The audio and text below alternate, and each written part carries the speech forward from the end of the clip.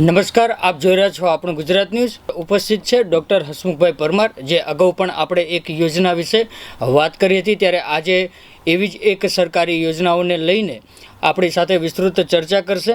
ગુજરાત સરકાર દ્વારા અનુસૂચિત જાતિના શૈક્ષણિક વિકાસ માટે અપાતી આવશ્યક શૈક્ષણિક સુવિધાઓ અંગે આજે વાત કરીશું. અંકિતભાઈ, હું ડૉક્ટર હસમુખભાઈ પરમાર, સમાજ કલ્યાણ ખાતામાં દીર્ઘકાળ એટલે કે 25 વર્ષ કરતાં વધુ સેવાઓ આપેલી છે જી.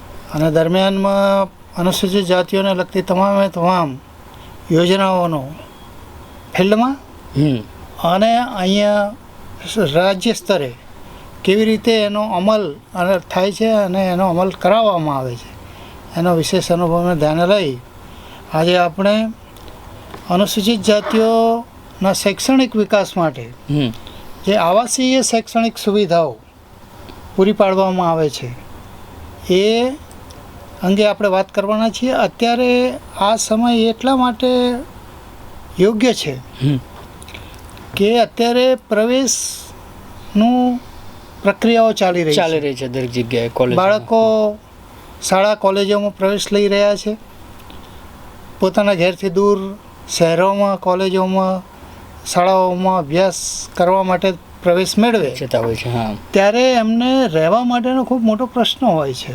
100%. ત્યારે આવા સરકારી છાત્રાલયો, આશ્રમ શાળાઓ, ગ્રાન્ટેડ છાત્રાલયોમાં જે જગ્યાએ રહેવાની સુવિધાઓ આપવામાં આવે છે એ અંગેની જો એમને માહિતી હોય તો એવો સરળતાથી પડે, કેમ કે એડમિશન તો કદાચ ટકાવારીના આધારે મળી જાય, પણ એડમિશન લીધા પછી જે તે જિલ્લામાં બીજા જિલ્લામાં વસવાટ કરીને ત્યાં ભણવું એ મુશ્કેલ.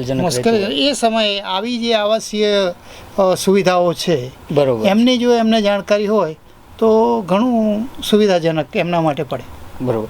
તો સાહેબ, આપણે આજે ગુજરાત સરકાર દ્વારા અનુસૂચિત જાતિના શૈક્ષણિક વિકાસ માટે જે આવશ્યક શૈક્ષણિક સુવિધા અંગે જે છે તો તે પહેલાં પૂર્વ ભૂમિકા રૂપે જો ગુજરાતમાં અનુસૂચિત જાતિની વસ્તી કેટલી છે અને કયા કયા જિલ્લાઓમાં અનુસૂચિત જાતિની વસ્તી છે તથા કેટલી જાતિઓ અનુસૂચિત જાતિની અંદર તેનો સમાવેશ થાય છે. હા અંકિતભાઈ, એ ખૂબ જ અગત્યની વાત આપણે કહી. ગુજરાતમાં અનુસૂચિત જાતિની વસ્તી 40,74,447 2011ની વસ્તી ગણતરી પ્રમાણે નોંધાયેલી છે. ઓકે. તે કુલ વસ્તીના ટકાવારી પ્રમાણે જોઈએ તો 6.74%, એટલે લગભગ 7% જેટલી અનુસૂચિત જાતિની વસ્તી ગુજરાતમાં આવેલી છે. ગુજરાતમાં અનુસૂચિત જાતિની સંખ્યા 36 જેટલી અનુસૂચિત જાતિઓની જુદી જુદી જાતિઓનો સમાવેશ અનુસૂચિત જાતિમાં થયેલો છે. તે પૈકી 12 જેટલી જાતિઓ છે એને અતિપછાત જાતિઓ તરીકે પણ ઓળખવામાં આવે છે. બરોબર. એટલે આ ગુજરાતમાં વિશેષ કરીને અનુસૂચિત જાતિઓની વધુ વસ્તી એ અમદાવાદ જિલ્લો, બનાસકાંઠા, જુનાગઢ, પોરબંદર, કચ્છ, મહેસાણા, પાટણ અને સૌરાષ્ટ્રમાં રાજકોટ, સુરેન્દ્રનગર, જુનાગઢ, ગીર સોમનાથ અને સાબરકાંઠામાં અનુસૂચિત જાતિઓનું વસ્તીનું પ્રમાણ વિશેષ છે. બરોબર. શિક્ષણની જો વાત કરીએ તો અનુસૂચિત જાતિમાં ગુજરાતની સ્થાપના થઈ તે પહેલાં બૃહમુંબઈ રાજ્યમાં શું પ્રયત્નો થયા હતા? ગુજરાત 1960માં ગુજરાત રાજ્યની સ્થાપના થઈ. જી. તે પહેલાં ગુજરાત બૃહદ મુંબઈ રાજ્યનો ભાગ હતો. મુંબઈ રાજ્યમાં અંકિતભાઈ 1928માં મુંબઈ રાજ્યે એક કમિશનની રચના કરી હતી. એ કમિશનનું નામ હતું સ્ટાર્ટ કમિશન.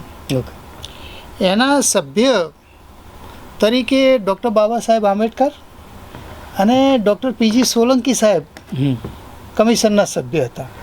બરોબર. અને આ કમિશન એટલા માટે નીમવામાં આવ્યું કે અનુસૂચિત જાતિઓ એ વખતની મુંબઈ રાજ્યની અનુસૂચિત જાતિઓ અને અનુસૂચિત આદિજાતિઓના સર્વાંગી વિકાસ કરવો હોય એમનો શૈક્ષણિક, સામાજિક, આર્થિક એમ સર્વાંગી વિકાસ કરવો હોય તો શું શું કરવું જોઈએ, કેવા કેવા પ્રયત્નો કરવા જોઈએ, એના માટે આ કમિશનની નિમણૂક કરવામાં આવી હતી.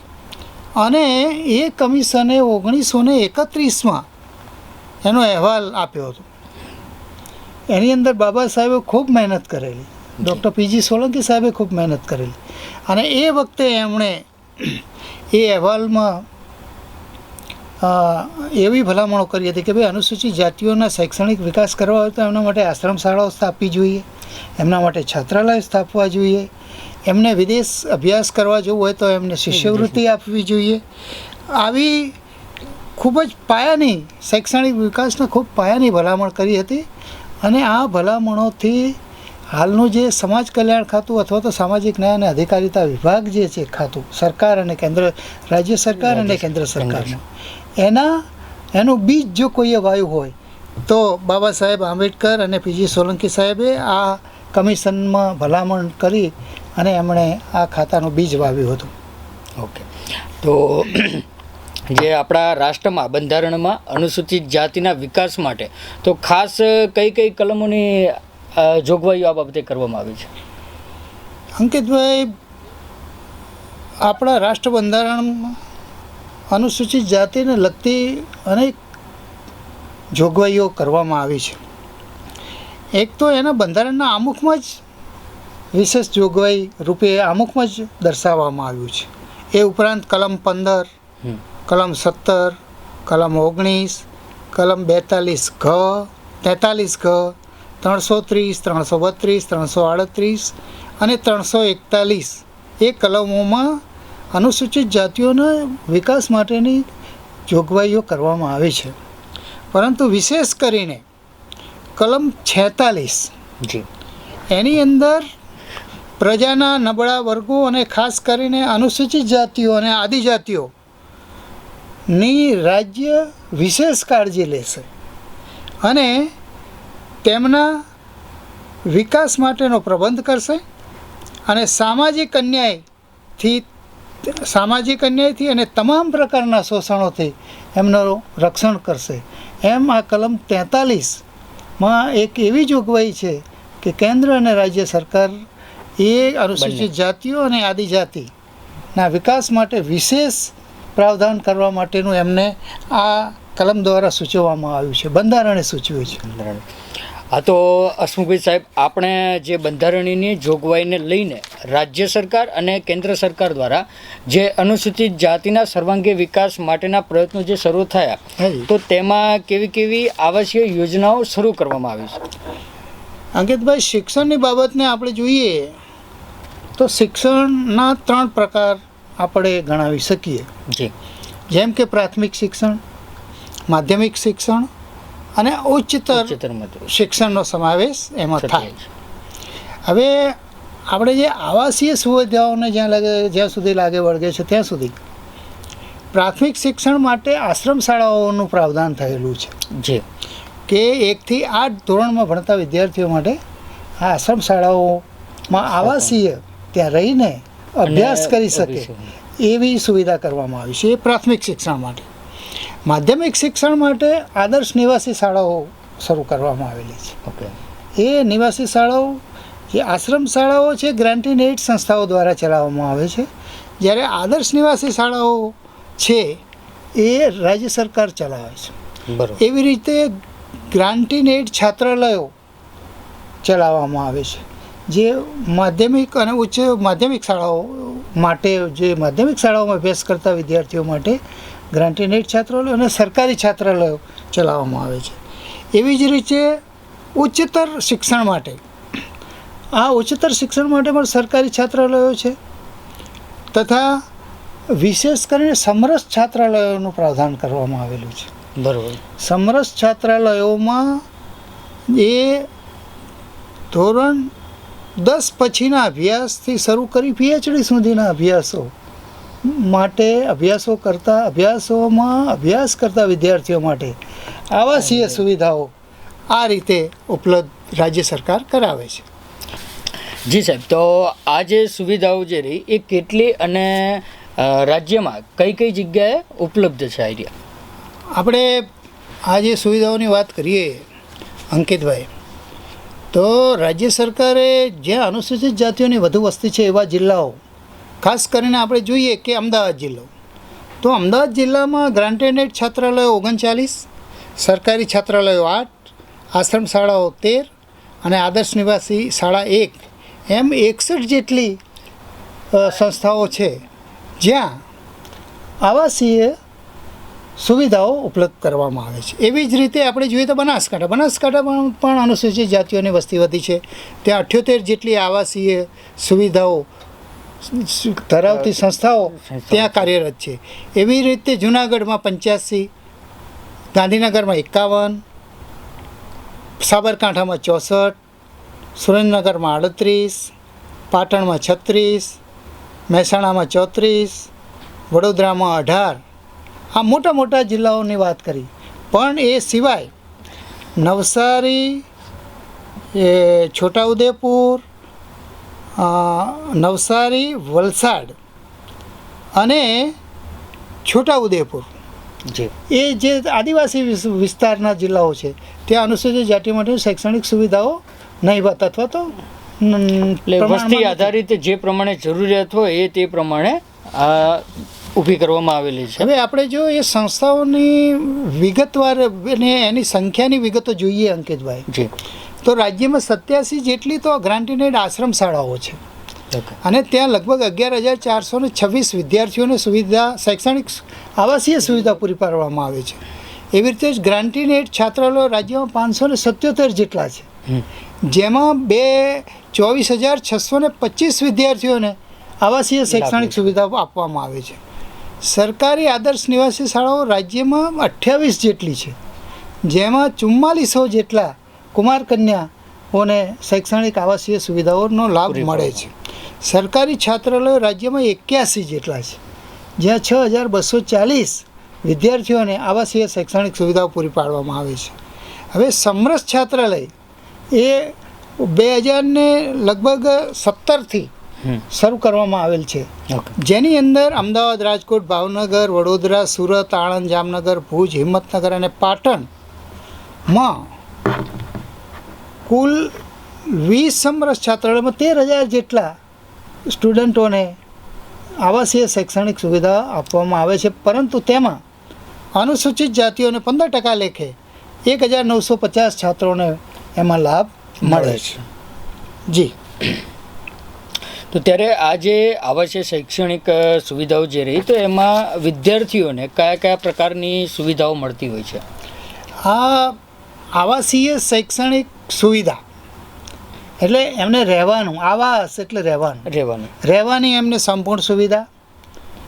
સરકારી છાત્રાલયમાં એમને પલંગ, ગાદલું, ઓશેકો, રૂમ, ટોયલેટ એટલે ત્યાં ટોયલેટની સુવિધા હોય, બાથરૂમની સુવિધા હોય. તે ઉપરાંત જમવાની નિઃશુલ્ક જમવાનું બરાબર છે, અને એનું મેનુ તૈયાર થયેલું છે. એટલે સવારે નાસ્તો, પછી બપોરનું ભોજન, સાંજનું ભોજન નિઃશુલ્ક આપવામાં આવે છે અને સારા પ્રમાણનું પૌષ્ટિક એટલે સપ્રમાણમાં બાળકો ભૂખ્યા ન રહે અને પૌષ્ટિક આરોગ્ય જેમનું જળવાઈ રહે એ પ્રકારનું રહેવા જમવા સાથે એમને રહેવા જમવાની સુવિધા અહીંયા પૂરી પાડવામાં આવે છે. તો સાહેબ આ ગુજરાતમાં જે આવશ્યક શૈક્ષણિક સુવિધાઓ જે પૂરી પાડતી એમાં નમૂના રૂપે જોવા જઈએ તો કઈ કઈ સંસ્થાઓ ધ્યાને આવે છે? આમ ગુજરાતમાં આવી આવાસીય શૈક્ષણિક સુવિધાઓ પૂરી પાડતી નમૂનારૂપ 2 સંસ્થાઓ છે સરકારી.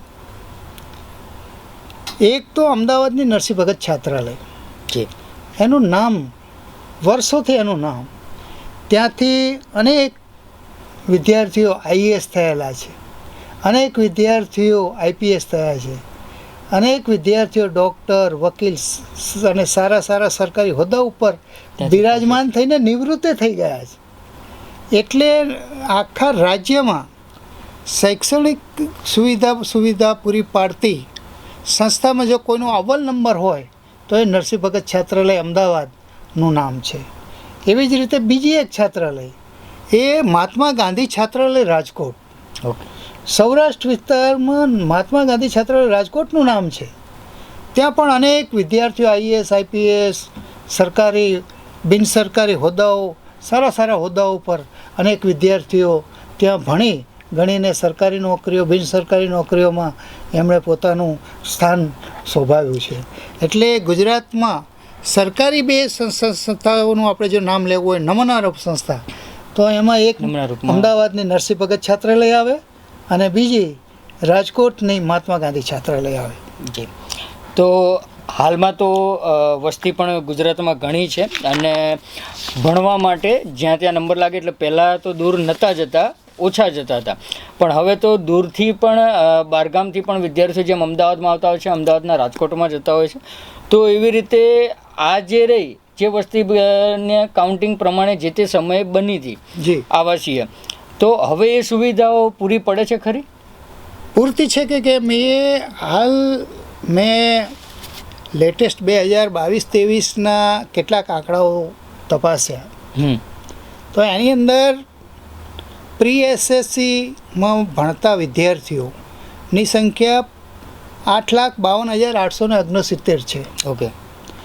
જ્યારે અસ્વચ્છ વ્યવસાયની શિષ્યવૃત્તિ જે લોકો મેળવે છે એ 15,12,645 વિદ્યાર્થીઓ મેળવે છે. એનો અર્થ એમ થયો કે આ બંને શિષ્યવૃત્તિનો લાભ લેનારા અનુસૂચિત જાતિના વિદ્યાર્થીઓમાં 23,65,514 વિદ્યાર્થીઓ થયા. જી. એની સામે આપણે જે પ્રાથમિક આશ્રમ શાળાઓની જે વિદ્યાર્થીઓ જે સુવિધા છે આવાસીય સુવિધા, એ 11,426 વિદ્યાર્થીઓને આપણે અનુસૂચિત જાતિના વિદ્યાર્થીઓને આવાસીય સુવિધાઓ પૂરી પાડીએ છીએ. એટલે 23,65,514ની સામે 11,426 વિદ્યાર્થીઓને આપણે આવાસીય સુવિધાઓ પૂરી પાડીએ છીએ. એટલે એ અડધો ટકો માંડ થયો. જી. એટલે મારા મત પ્રમાણે આશ્રમ શાળાની જે પ્રાથમિક શિક્ષણ માટેની જે આવાસીય શૈક્ષણિક સુવિધા છે એ પૂરતા પ્રમાણમાં ન કહેવાય. હજુ સરકારે એમાં વિશાળ એનો વ્યાપ વધારવો જોઈએ અને અનેક આશ્રમ શાળાઓ શરૂ કરવી જોઈએ. અને આજના યુગ પ્રમાણે એક તો અંગ્રેજી માધ્યમની આશ્રમ શાળાઓ શરૂ કરવી જોઈએ અને ડિજિટલાઇઝ આ જે કોમ્પ્યુટરને ડિજિટલાઇઝ આશ્રમ શાળાઓ શરૂ થાય એ પણ સમયની માંગ છે. બીજી રીતે જોઈએ તો જ માધ્યમિક અને ઉચ્ચતર માધ્યમિકની પણ મેં આંકડાઓ તપાસ્યા, તો એની અંદર જે પોસ્ટ મેટ્રિક શિષ્યવૃત્તિ છે એ રાજ્યમાં અનુસૂચિત જાતિ જે 10મા પછીના છેક PhD સુધી એવા જે વિદ્યાર્થીઓ જે પોસ્ટ મેટ્રિકના એ રાજ્યમાં 10,06,129 વિદ્યાર્થીઓ 22-23માં વર્ષ 22-23માં હતા. જ્યારે આપણે પોસ્ટ મેટ્રિક શિષ્યવૃત્તિની જે આવાસીય શૈક્ષણિક સુવિધા પૂરી પાડીએ છીએ 37,215 છાત્રોને પૂરી પાડીએ છીએ. વિદ્યાર્થીઓ કેટલા છે? 10,06,129 અને 37,215 વિદ્યાર્થીઓને આપણે આવાસીય સુવિધાઓ પૂરી પાડીએ છીએ. એટલે 10,00,000ની સામે 10,06,129ની સામે 37,215 એટલે કે માંડ 4% થયા. માંડ 4%. બહુ નાનો આંકડો છે. એટલે હજુ આપણે એ સુવિધાઓનો વ્યાપ પણ વધારવો જોઈએ. હજુ એ પૂરતા પ્રમાણમાં છે એમ આપણે કહી શકીએ નહીં. તો જે ગ્રાન્ટેડ સંસ્થાઓ દ્વારા જે પૂરી પાડતી શૈક્ષણિક સુવિધાઓમાં તો ખાસ વિશેષ સંસ્થા હોય તો તે બાબતે જણાવશો. હા અંકિતભાઈ, આપણે જેમ સરકારી છાત્રાલયો બે નમૂનારૂપ કહી, જી, એક તો નરસિંહ ભગત છાત્રાલય અમદાવાદ અને મહાત્મા ગાંધી છાત્રાલય રાજકોટ, એવી રીતે ગ્રાન્ટેડ એડમાં પણ કેટલીક નમૂનારૂપ સંસ્થાઓ છે કે જે આ આવાસીય સુવિધાઓ અનુસૂચિત જાતિના છાત્રોને પૂરી પાડે છે. એમાં એક તો મહેસાણામાં ગ્રામ ભારતી સંસ્થા, પાટણ જિલ્લામાં ઝીલિયા સંસ્થા, દાહોદમાં એક ગોપાલભાઈ ધાનકા કરીને છે એમની સંસ્થા, કેશોદમાં પણ છાત્રાલય અને આશ્રમ શાળાઓ છે.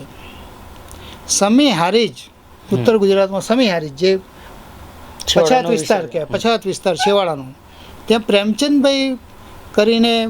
પ્રેમચંદભાઈ પરમાર કરીને હતા, એમને સંસ્થાઓ ત્યાં શરૂ કરેલી, એમની સંસ્થાઓ ત્યાં છે. એક બામણ ગામ, માતર તાલુકામાં બામણ ગામ છે, ત્યાં લાભુભાઈ બાડીવાલા કરીને હતા, એમની સંસ્થા ત્યાં ચાલે છે. સરસ, બહુ મોટું કેમ્પસ છે. એવી રીતે ખેડા જિલ્લામાં પાંડવા, અંબાવ અને વીરપુર, ત્યાં પણ પ્રાથમિક ગ્રાન્ટેડ સંસ્થા દ્વારા શૈક્ષણિક આવાસીય શૈક્ષણિક સુવિધા પૂરી પાડવામાં આવે છે.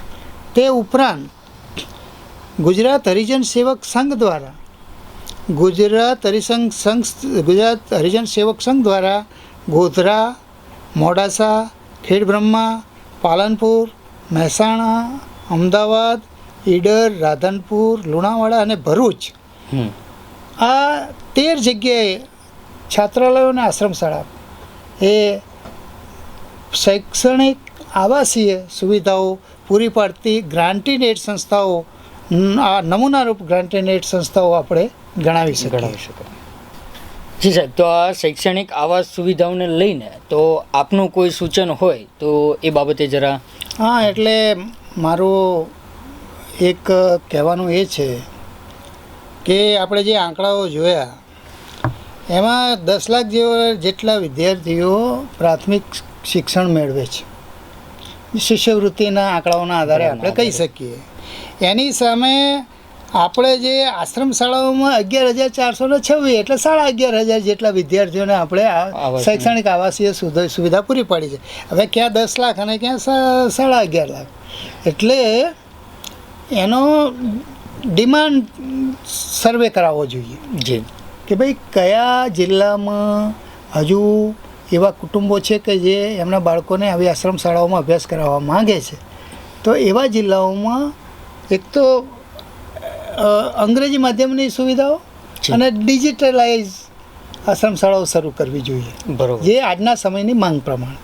અને બીજા નંબરમાં જે છાત્રાલયો છે, સરકારી છાત્રાલયો, એની અંદર સમરસ છાત્રાલયમાં જે સુવિધાઓ પૂરી પાડવામાં આવે છે અદ્યતન, એવી અદ્યતન સુવિધા સરકારી છાત્રાલયોમાં પણ પૂરી પાડવી જોઈએ. અને સમરસ છાત્રાલયમાં જે ફક્ત 15% અનુસૂચિત જાતિના વિદ્યાર્થીઓને લાભ મળે છે, તો એ ટકાવારીમાં પણ સુધારો કરવો જોઈએ. કારણ કે અનુસૂચિત જાતિના વિદ્યાર્થીઓને આખા રાજ્યમાં ફક્ત 15% લાભ મળે એ પણ પૂરતું નથી. અને બીજા નંબરમાં આપણે એ પણ કહી શકીએ કે ભાઈ આ જે આવાસીય શૈક્ષણિક સુવિધા છે એ બાબા સાહેબનું જે ત્રિસૂત્ર છે એને સંલગ્ન છે. બાબા સાહેબે તો સ્ટાર્ટ કમિશનના અહેવાલમાં પણ એમણે કહેલું કે ભાઈ તમે છાત્રાલય શરૂ કરો, આશ્રમ શાળાઓ સુવિધાઓ શરૂ કરો અને બાળકોને વિદેશમાં અભ્યાસ કરવા માટે મોકલો. એના માટે શિષ્યવૃત્તિ આપો, લોન નહીં, શિષ્યવૃત્તિ. આવી એમણે રજૂઆત એમણે એ વખતે ભલામણ કરેલી. અને ત્યારબાદ બાબા સાહેબે આ ત્રિસૂત્ર દ્વારા પણ આખા સમાજને દિશા સૂચન કર્યું કે ભાઈ તમે શિક્ષિત બનો. તો આ અનુસૂચિત જાતિના જે કુટુંબો છે જે અભ્યાસ પોતાના બાળકોને કરાવી શકતા નથી મોટા મોટા શહેરોમાં, તો સારી સંસ્થાઓમાં, તો ત્યાં રહેવા માટે આવી સુવિધાઓ, શૈક્ષણિક સુવિધાઓ અદ્યતન પૂરી પાડવી જોઈએ. અને જેમ નરસિંહ ભગત એક છાત્રાલયનું નામ છે, એમ જિલ્લામાં જિલ્લાએ આવી છાત્રાલયનું નામ થવું જોઈએ કે ભાઈ અમારા જિલ્લામાં પણ આ છાત્રામાં ભણીને આટલા વિદ્યાર્થીઓ IAS થયા, આટલા IPS થયા, આટલા ક્લાસ 1 થયા, ક્લાસ 2 થયા, આટલા શિક્ષકો, આવું બધું નામ થવું જોઈએ. એવી છાત્રાલયો ઊભી કરવાનું બાબા સાહેબને અપેક્ષિત હતું. એટલું મારું કહેવાનું છે. તો આ હતા આપણી સાથે ડૉક્ટર હસમુખભાઈ પરમાર, જેઓએ અનુસૂચિત જાતિના શૈક્ષણિક વિકાસ માટે આવતી આવાસીય યોજનાઓ વિશે આપને વિસ્તૃતમાં જાણકારી આપી છે. તો આ જાણકારી તમને કેવી લાગી તે અમને કોમેન્ટ કરીને બતાવજો. આપના સૂચનો પણ કંઈ હોય તો એ પણ કોમેન્ટ કરીને બતાવજો. અને આગામી સમયમાં બીજી આવી કઈ યોજનાઓ આપની સમક્ષ અમે લઈને આવ્યા એ બાબતે પણ અમને જણાવજો, જેથી અમને પણ તમારા માટે બીજી કઈ યોજના વિશે જાણકારી આપવી એ બાબતે અમારું પણ ધ્યાન દોરાય. નમસ્કાર. નમસ્કાર.